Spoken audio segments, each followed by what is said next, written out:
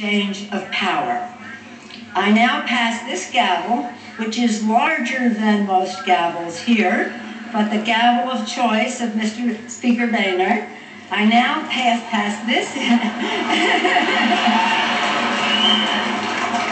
I now pass this gavel and the sacred trust that goes with it to the new Speaker. God bless you, Speaker Boehner.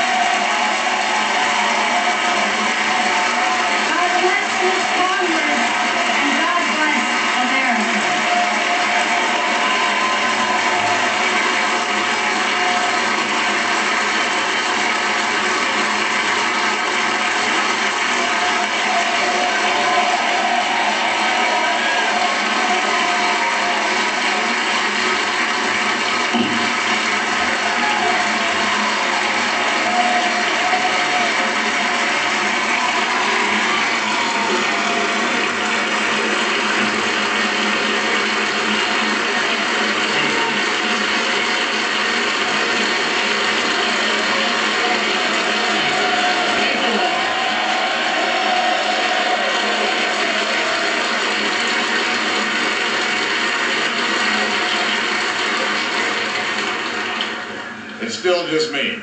Madam Speaker, thank you for your kind words and thank you for your service to this institution.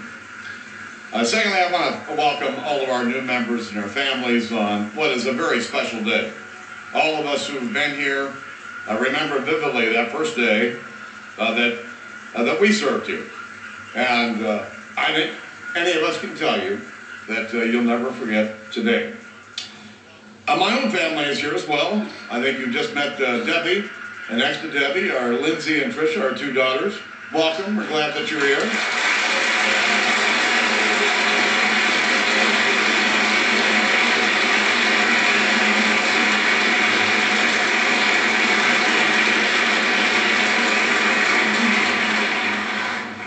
Ten of my 11 brothers and sisters and sister-in-laws and brother-in-laws are here as well.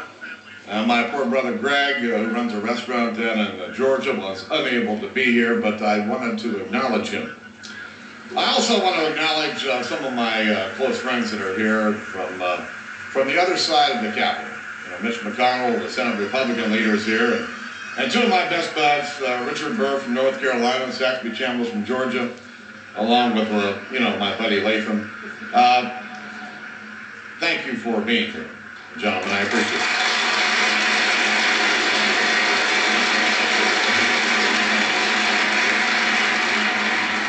I'm honored and humbled to represent a great, hardworking community in Congress. The peoples of Ohio's 8th Congressional District continue to afford me the privilege to serve, for which I am deeply grateful. We gather here today at a time of great challenges, and nearly 1 in 10 of our neighbors is out of work. Healthcare costs are still rising for American families. Our spending has caught up with us, and our debt soon will eclipse the entire size of our national economy. Hard work and tough decisions will be required of the 112th Congress. No longer can we fall short. No longer can we kick the can down the road. The people voted to end business as usual, and today we begin to carry out their instructions.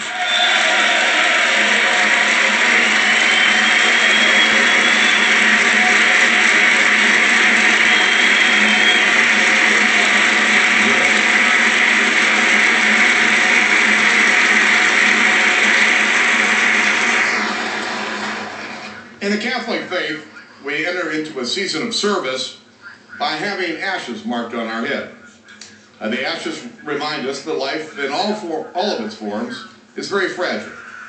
Our time on this earth, fleeting. But as the ashes are delivered, we hear those humbling words. Remember, you are dust, and to dust you shall return. The American people have humbled us. They have refreshed our memories to just how temporary the privilege of serving is. They have reminded us that everything here is on loan from them.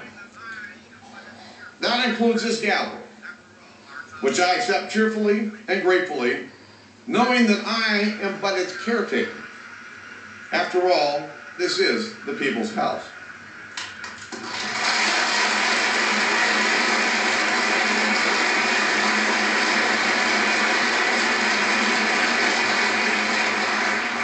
This is their Congress.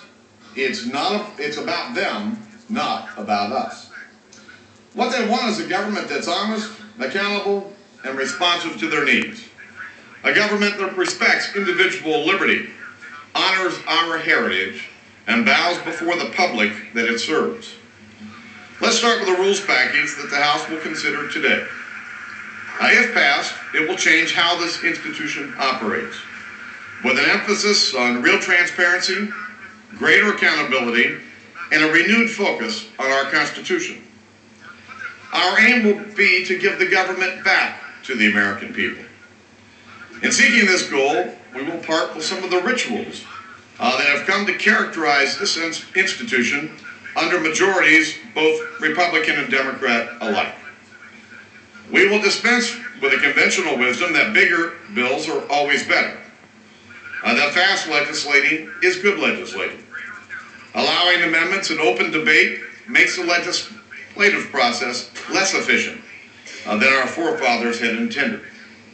These misconceptions have been the basis for the rituals of a modern Washington. They, in my opinion, have not been served well to the American people. Today, mindful of the lessons of the past, we open a new chapter. Legislators and the public will have 3 days to read a bill before it comes to a vote. Legislation will be more focused, properly scrutinized, and constitutionally sound.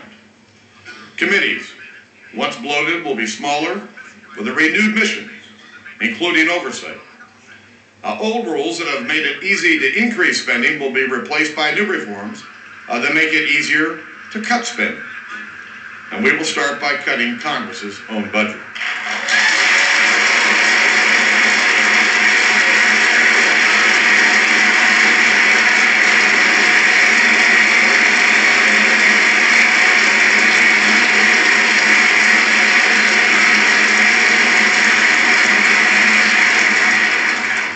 But above all else, we will welcome the battle of ideas, encourage it, engage it, openly, honestly, and respectfully. As the chamber closest to the people, the House works best when it is allowed to work its will. And I ask members of this body to join me in recognizing this common truth. And to my colleagues in the majority, my message is this. We will honor our pledge to America, built on a process of listening to the American people. We will stand firm on our constitutional principles that built our party and built the great nation. We will do these things, however, in a manner that restores and respects the time-honored right of the minority to an honest debate, a fair and open process. And to my friends in the minority, I offer a commitment. Openness. Once a tradition of this institution, but increasingly scarce in recent decades, will be the new standard. There were no open rules in the House in the last Congress. In this one, there will be many. And with restored openness, however, come a restored responsibility. You will not have the right to